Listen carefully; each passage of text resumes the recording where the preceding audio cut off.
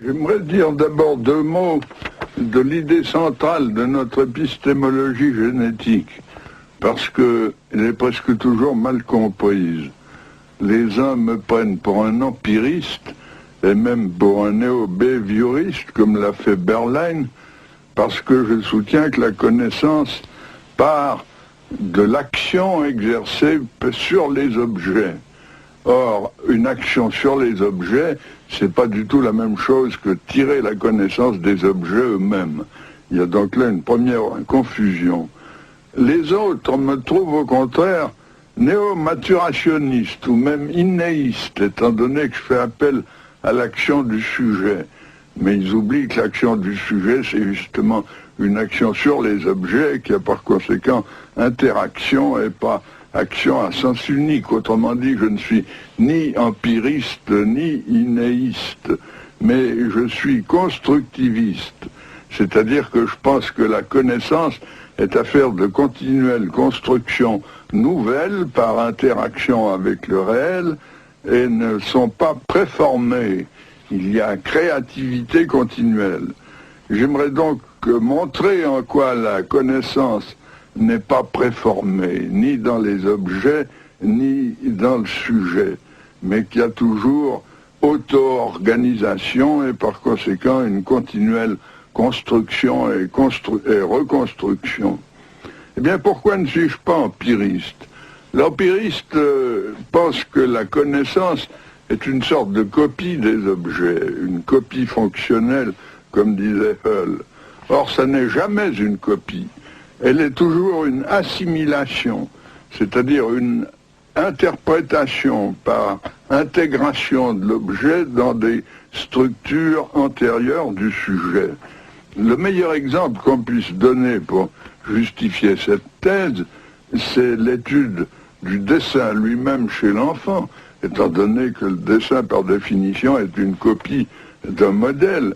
Eh bien, ce qu'on observe chez le jeune enfant, c'est que l'enfant ne dessine pas ce qu'il voit, il dessine l'idée qu'il s'en fait, il dessine ce qu'il en sait, c'est-à-dire son interprétation, et non pas l'objet tel quel en tant qu'observable perceptible. Prenez par exemple la copie d'un losange. Je demande à l'enfant de copier ça, voilà le modèle. Eh bien, pour l'enfant, le losange, c'est un carré qui a des pointes. Alors, vous voyez le résultat, il vous dessine un carré avec une pointe dessus, ou bien il vous dessine un carré avec une pointe à côté. Vous allez voir maintenant une première expérience, c'est une petite fille nommée Emmanuelle qui a 3 ans, 6 mois, et qui va copier devant vous un triangle. Take a good look at it, huh?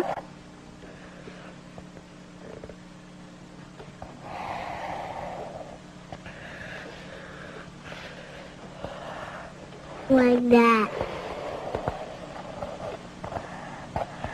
Like that? And then the corners here. Little what? Little point here, see? Yes. Ce triangle, elle le conçoit comme une sorte de carré auquel elle rajoute 3 pointes. Des pointes qui sont d'ailleurs arrondies et pas pointues, mais qui représentent dans son esprit, elle le dit, 3 pointes. Autrement dit, critique de l'empirisme, la connaissance n'est jamais uniquement moulée sur les observables, elle ne consiste pas en observables purs, mais toujours en interprétation par assimilation à des structures préalables. D'autre part, pourquoi ne suis-je pas innéiste ou a prioriste? Eh bien, prenez l'histoire des sciences. Toute l'histoire des mathématiques est une construction continuelle. En partant des nombres naturels, 1, 2, 3, 4, il a fallu des siècles pour construire l'ensemble des nombres entiers avec les négatifs. En partant des rationnels, il a fallu attendre jusqu'à Pythagore pour découvrir les irrationnels. Ça signifie que ces connaissances ont été construites. Elles ne sont pas préformées. Si on les croyait préformées, comme le pense Chomsky avec sa candeur biologique, eh bien, il faudrait penser que les mathématiques sont déjà là d'une manière implicite ou innée chez le bébé, mais pas seulement chez le bébé, chez l'animal. Il faudrait remonter jusqu'aux invertébrés et aux protozoaires pour y voir la source des mathématiques. En réalité, les mathématiques, chez l'enfant, on y assiste d'un jour à l'autre, sont sans cesse construites par les actions du sujet. Elles procèdent à partir de la coordination des actions du sujet, de la logique de l'action du sujet. Et alors, de ce point de vue, il lui faut tout construire. Et même les choses qui nous paraissent les plus évidentes pour nous, il doit les construire. Je vous donnerai un petit exemple, ou plutôt vous allez assister à l'expérience avec un enfant. On montre à un enfant une ficelle qui présente cette configuration. On lui demande ce qui se passe si on tire de ce côté-là. Ben, il comprend très bien que si on allonge de ce côté, on va raccourcir de ce côté. Apparemment, il a tout compris. Mais si vous lui demandez est-ce que la longueur totale est la même dans les deux figures, ou bien la même que dans l'objet témoin que vous allez voir dans l'expérience qu'on va faire à l'instant, eh bien il nie la conservation. Ça n'est pas la même longueur totale, quand même il a compris une partie de la transformation. Eh bien que même une conservation aussi élémentaire ne soit construite que vers 7 ou 8 ans, vous montre combien il y a d'écart entre l'inné d'un côté et puis ce qui est peu à peu élaboré, construit, organisé par le sujet. There. So cut it. So we cut it. If we cut it there, will it be just as long? Yes. Is that okay? There. Now listen to me. Now the two strings are just as long? Okay, now this one we'll leave here. Now then, listen to this. If I pull this string like this, what's going to happen? This one will be big, and that one will be little. Where will it be little? There. And where will it be big? There. Okay. There it will be big, and here it will be little. Okay. So shall we do it? Yes. There. Is that right? Good. Now tell me this. This string from this end to this end, is it still just as long as that one, or is it not just as long as that one? Not just as long as that one. It is not just as long as that one. Okay. And what if we put this one back as it was before? How will it be if we pull here again? This one will be like this one. This one will be like this one. And where will the big part be? There. Yes, and where will the little part be? There. Okay, so we pull like that. And now the string from this end to that end, is it just as long as that one? Yeah. Yes? Yes. Okay. And if we pull again, there, like that, are they just as long, both of them? No. No. Disons maintenant quelques mots des structures opératoires. J'entends par là des systèmes de transformation exécutés par le sujet, donc le prolongement des actions du sujet, mais de transformations qui peuvent se composer entre elles et donner un système fermé. Exemple, une classification ou bien une sériation dont vous verrez tout à l'heure un exemple expérimental, ou bien une table à double entrée ou tout ce que vous voulez. Et pour ce qui est des opérations, je les définirai comme des transformations ou actions du sujet et qui peuvent être retournées, qui sont réversibles. Exemple, l'addition dont l'inverse est la soustraction. Or, nous avons étudié longuement les structures dès les stades des avant le langage et à partir du langage. Une objection continuelle qu'on nous fait, et surtout chez les anglo-saxons, c'est que la structure n'existe que dans l'esprit de l'observateur, du psychologue, et que la structure n'est pas comme telle dans l'esprit de l'enfant. Eh bien, à cela, j'ai une réponse qui me paraît bonne, c'est que je définis la structure comme étant ce que l'enfant sait faire et non pas ce qu'il en pense. Il ne fait pas du tout lui-même une théorie de la structure, bien entendu, mais il exécute des actions et nous constatons, nous, que ce qu'il sait faire dans ces actions est bien coordonné et surtout que cela lui permet d'en tirer par déduction des conséquences auxquelles il n'avait pas pensé, comme nous allons le voir tout à l'heure à propos de la sériation.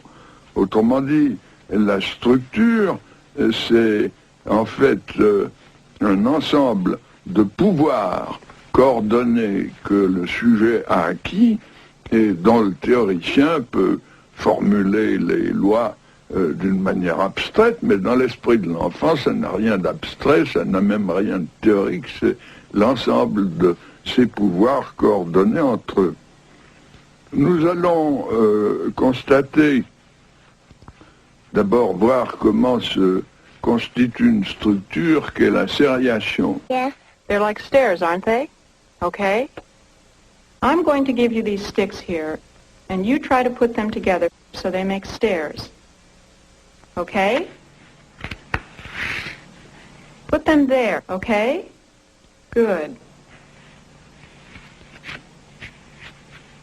I'm spreading them out a little bit. Les jeunes enfants, antérieurement aux opérations, au niveau préopératoire, se bornent à faire des couples, des petits et des grands. Et le premier des sujets que vous allez voir, Barbara, à 3 ans, 6 mois, ne se borne à disposer ses bâtons qu'en petits et en grands. Little ones go there.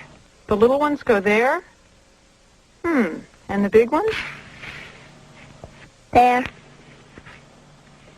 Well then, put them... Can you show me once again, a little louder? The big one's here, the big one's here, the big one's here, the big one's here, the little one's here. Yes, that's fine. You put the big ones here and then the little ones here. That's fine.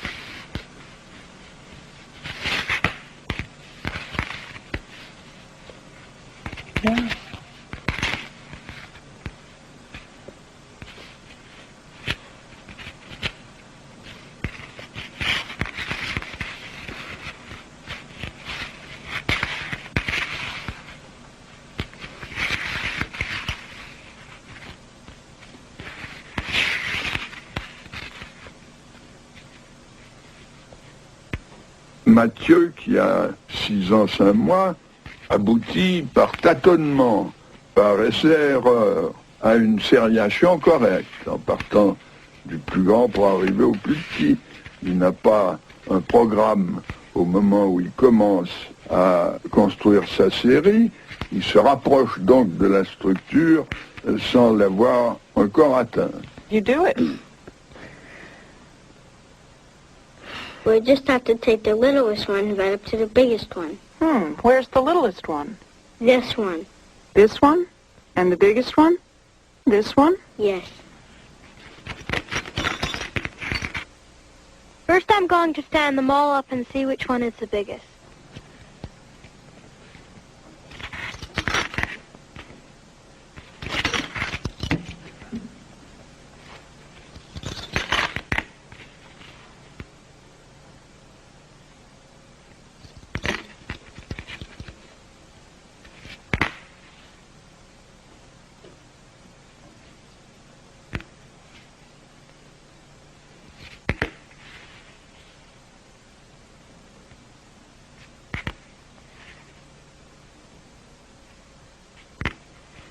Can you tell me what you did?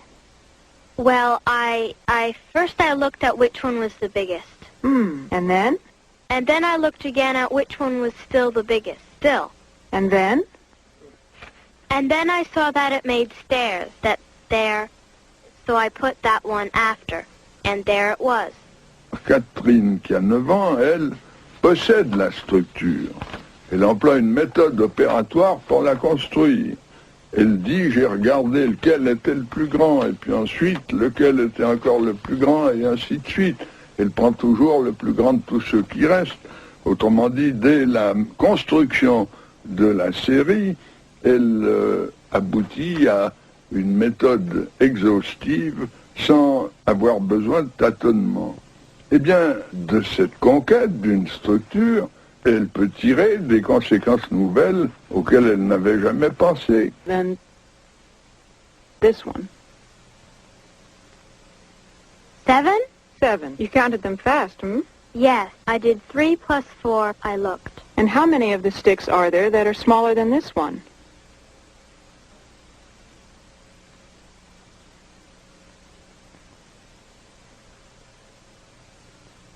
Seven again. 7 again. How do you know?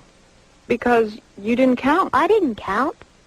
But it's easy to know because there are 7 in this direction. And it's easy that there are 7 in the other because that's the same. It's the same thing. Comme vous venez de voir, on lui demande combien il y a d'éléments plus grands que le plus petit, et elle les compte. Et ensuite on cache et on lui demande combien il y a d'éléments plus petits que le plus grand. Elle n'a pas besoin de les compter, elle déduit tout de suite que ce sont les mêmes, et elle répond 7 comme elle avait compté 7 dans l'autre sens. Ben, vous voyez ici la structure qui n'est pas simplement une construction d'une organisation sériale, mais qui en tire des conséquences auxquelles l'enfant n'avait jamais pensé puisqu'on ne lui avait jamais posé cette question. Autrement dit, la structure est source de pouvoir déductif, et tout en étant essentiellement, comme je l'ai dit à l'instant, l'ensemble de ce que l'enfant sait faire et non pas l'idée qu'il s'en fait.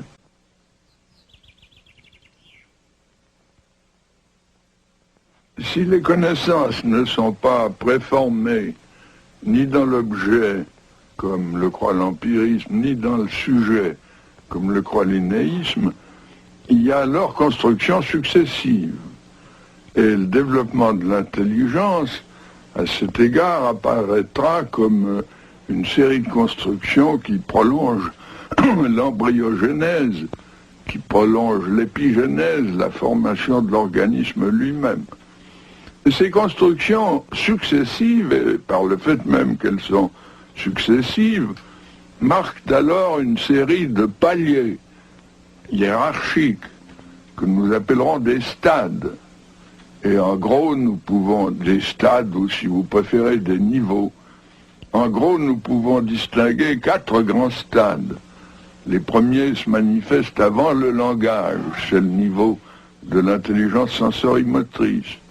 Ensuite, c'est le niveau des premières représentations avec l'aide du langage, mais sans encore atteindre les opérations au sens que nous avons défini tout à l'heure. Ce sera la période préopératoire, dont vous venez de voir des exemples à propos de la sériation avant que l'enfant atteigne l'opération. Ensuite, nous avons le niveau des opérations que nous appellerons concrètes parce qu'elles portent sur des objets manipulés ou manipulables pour l'enfant. Et puis finalement, il y a un niveau supérieur où l'enfant peut raisonner sur des hypothèses aussi bien que sur des objets et que nous appellerons les opérations formelles. Eh bien, pour étudier ces stades, nous présentons à l'enfant des séries de petits problèmes. Problèmes de série, comme on l'a vu, problèmes de volume, comme vous allez le voir dans des expériences tout à l'heure. Mais ces problèmes sont absolument nouveaux pour l'enfant. Il n'y a jamais réfléchi. Avant de se trouver face à un psychologue, s'était jamais posé ces questions-là.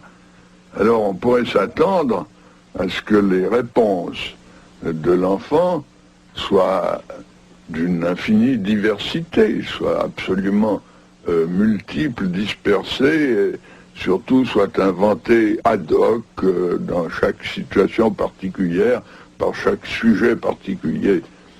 Eh bien, ce qui est au contraire d'étonnant, et cet étonnement, je l'ai depuis 50 ans que je travaille dans ce domaine, ce qu'il y a d'extraordinaire, c'est qu'aux mêmes âges, des enfants d'un même milieu, j'entends par milieu la collectivité adulte, les enfants d'un même âge, en gros, donnent toujours les mêmes réponses. Il y a une convergence étonnante. Et puis, d'autre part, par exemple, ce que vous avez vu sur la sériation, vous pouvez le voir chez tous les enfants préopératoires, etc. Et puis, le second fait très surprenant, c'est que on retrouve, il y a des différences donc d'un âge au suivant, mais on retrouve toujours le même ordre de succession. C'est-à-dire que ces stades sont séquentiels, il faut passer par l'un pour pouvoir arriver au suivant. Bien entendu, les âges peuvent varier d'un milieu social à un autre, et on a fait de multiples expériences de psychologie comparée dans des sociétés toutes différentes des nôtres. On a étudié nos stades en Afrique, on les a étudiés chez les Indiens d'Amérique du Nord, en Asie, etc. C'est toujours la même succession. Les âges peuvent varier suivant le milieu. Prenons un exemple de variation, ce sont les recherches faites en Iran. Chez les petits écoliers de Téhéran, les âges sont les mêmes que chez les petits écoliers de Genève. Tandis que les mêmes questions posées à de petits analphabètes de la campagne ou de la montagne donnent des réponses qui sont en retard d'environ 3 ans par rapport aux citadins et aux scolarisés, mais l'ordre de succession est toujours le même, c'est-à-dire qu'on retrouve les mêmes stades. Alors, ces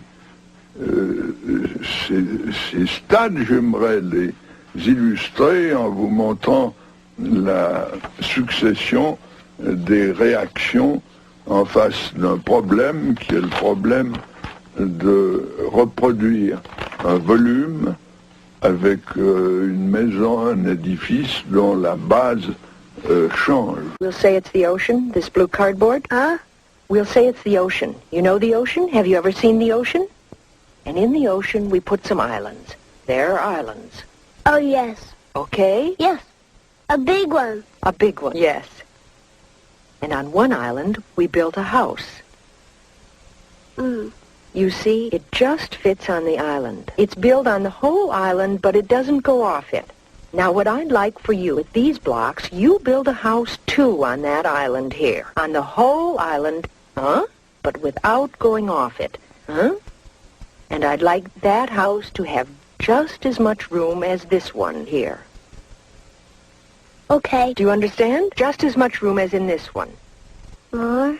Just as much. Okay? Go ahead.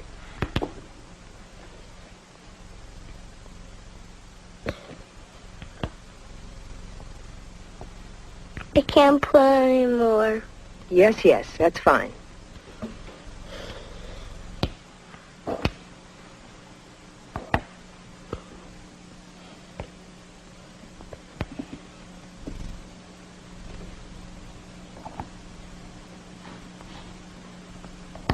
There. It's the same house? Mm. There's just as much room in the two houses? Yes. You're sure? Mm. How do you know?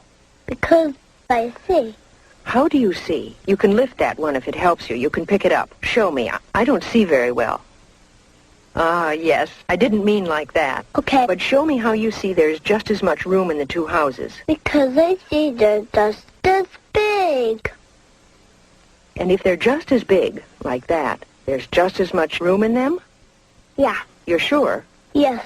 Donc, le plus jeune, à 4 ans, n'a aucune idée du volume. Il a beau comprendre qu'on lui demande de faire une maison qui contient la même place, la même chose de place, comme nous disons en français enfantin, eh bien, il cherche simplement une maison de même hauteur. Et son idée de l'égalité unidimensionnelle lui donne l'impression d'une égalité générale.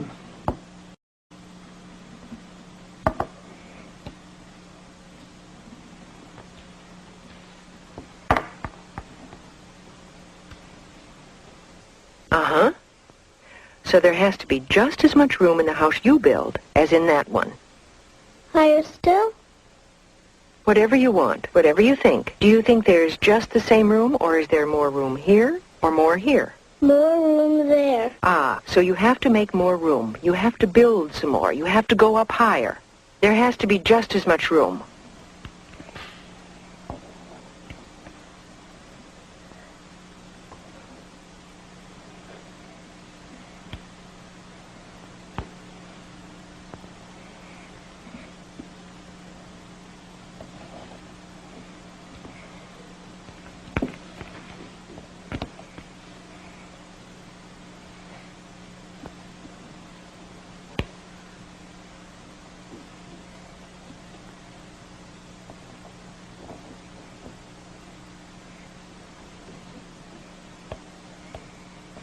Do you think that there's just as much room there and there, or not? No, because there it's thinner. Aha, very good. So what would you have to do to have just as much room? Make it bigger. Then make it bigger. On this side? Hey, can you build in water? No. So how can you make your house bigger? I don't know.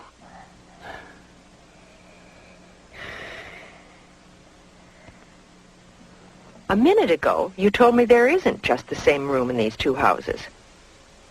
No. Where is there more room? Here. Okay, so you have to make more room in the other house. Yeah. So how can you do it? I'll give you some blocks and you build some more. On top, then? Yes? You want to? Yeah. Okay, go ahead.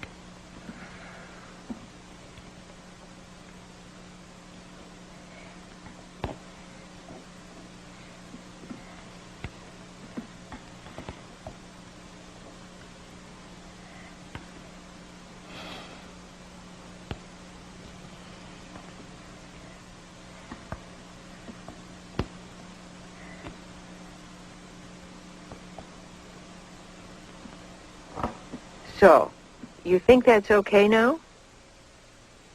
A little bit more. A bit more? Go ahead.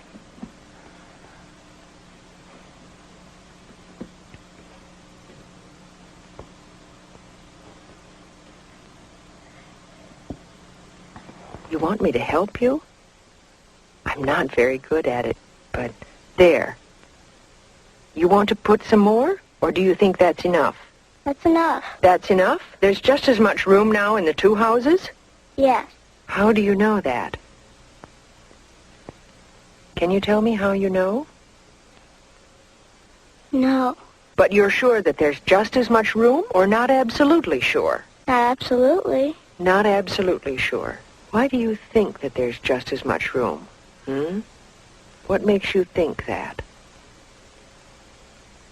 Because it's high enough. Hésite au contraire beaucoup, ce qui est probablement l'indice qu'elle change de stade. Elle dépasse la hauteur du modèle. Elle comprend que le même volume, c'est pas la même hauteur. Mais elle n'a aucune certitude, elle dépasse cette hauteur simplement par des compensations qualitatives sans le moindre essai de mesure.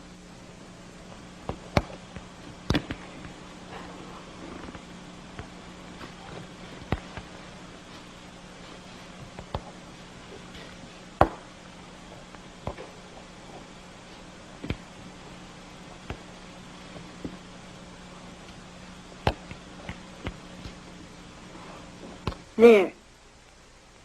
Okay. We'll straighten it out so it doesn't fall. So, there's just as much room as in this one? I think so. I'd like you to be sure.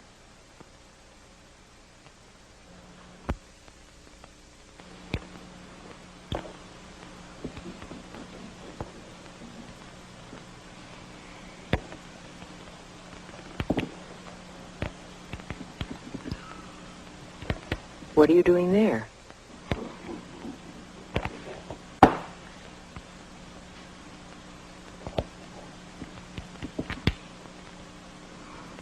There, I'm sure.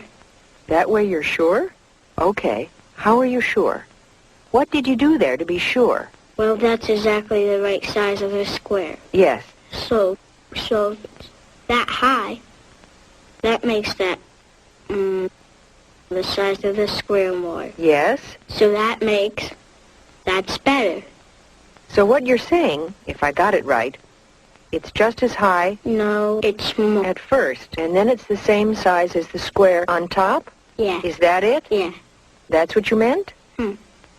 Okay, and that's how you're sure that there's just as much room? Yes. 6 ans et demi, au contraire, vous montre un début de mesure. Il comprend que le dépassement de la hauteur du modèle est nécessaire, et il y a à cet égard plus de problème pour lui, mais il fait des compensations quantitatives qui demeurent insuffisantes. Il mesure en cube unité, un point c'est tout.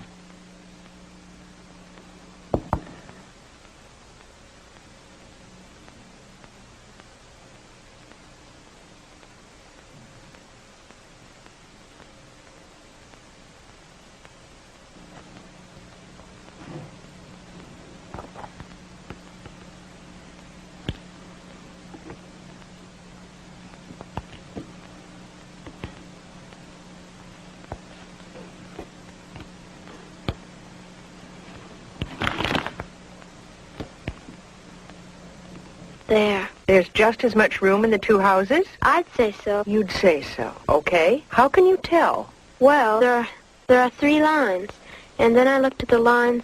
Where are there 3 lines? Explain it to me. There. 1, 2, 3. Okay, those big lines there. And then there are 3 of them? I can put them. Yes, show it on this side, maybe. There. There. It's the same 3. And then there's 3 lines on top, and I can put them there. Yes. Can you show me the lines on top? Can you put them there? Those? The last 3? Yeah? So the last 3 are these 3 lines? Yeah.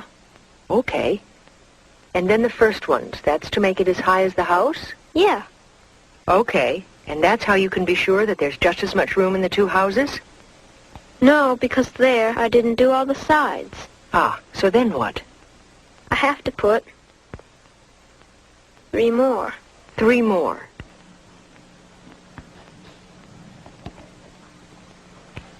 There. What do they represent, those 3 more? Can you show me on that one what they represent? That one. That side. Yeah. And then I put 3 more. Yes.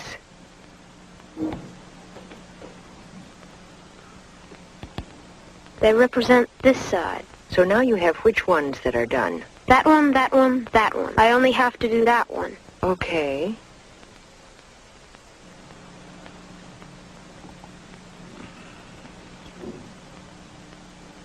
Okay. That's that side? Yes. 10 ans, contrairement au précédent, se livre à des mesures. Il décompose le volume en supplots, représente une surface, alors qu'en fait il en faudrait 12. It's the same volume. Yes. But explain what you count each time. There has to be 4 times 9 cubes to make that. 4 times 9 cubes. Because 9 cubes, what does that represent? Well, the surface of that. A slice. Yes. Show me the slice. All right, all the way around. And then there have to be 4 to make the whole building. Good. So go ahead. Mais c'est étrange en relation avec les étages. Et elle se livre ainsi non seulement à une quantification numérique, c'est-à-dire de la mesure, mais elle procède à une multiplication. 9 par tranche, 4 étages, ça fait 36 plots pour donner le même volume. Le problème est donc résolu, et comme vous voyez, il a été résolu par des étapes qu'il est facile de caractériser, et étapes que nous retrouvons d'une manière très générale partout où nous étudions cette même épreuve avec la même technique. You count 3 times 4. Is that it? Yeah. Le premier effet frappant dans le développement des connaissances, c'est évidemment leur créativité continuelle. À voir tout ce que le bébé, avant le langage, pendant les 18 premiers mois de l'existence, arrive à construire dans le domaine de l'objet permanent, de l'espace, du temps, de la causalité, etc., on est stupéfait de ce nombre de constructions spontanées qui ne sont évidemment pas dictées par l'adulte. De même, la construction des structures opératoires dont nous avons parlé tout à l'heure. Le deuxième fait frappant, c'est la régularité et la généralité des stades de ces constructions dans leur succession. Comme je le disais, on retrouve partout les mêmes stades et les mêmes successions. Il y a donc dans ces faits un certain nombre d'enseignements à en tirer. D'abord pour la psychologie. Pour la psychologie, parce que expliquer un phénomène psychologique, c'est retracer sa formation. Autrement dit, la psychogénèse me paraît le terrain de l'explication en psychologie. En second lieu, bien entendu, il y a des applications pédagogiques possibles. En troisième lieu, il y a un grand enseignement épistémologique, c'est-à-dire qu'en voyant comment la connaissance se construit, nous comprenons mieux sa nature. Et nous sommes en train, avec mon collègue Garcia, qui est un grand physicien, de chercher, d'écrire un volume ensemble et de chercher les mécanismes communs entre la construction des connaissances élémentaires chez l'enfant et la construction des connaissances en général dans l'histoire des sciences. Et ces mécanismes communs, on en trouve pas mal. Pensez aux notions de conservation, aux structures opératoires, aux modes d'abstraction, etc. Par ailleurs, nous continuons naturellement nos recherches. Nous sommes loin d'avoir terminé ces explorations. Nous étudions en ce moment comment une connaissance qui vient d'être acquise peut s'ouvrir sur de nouvelles possibilités, engendrer des nouvelles connaissances. Et nous étudions par ailleurs comment ces nouvelles connaissances finissent par devenir nécessaires, c'est-à-dire comment s'élabore la nécessité logique et logico-mathématique.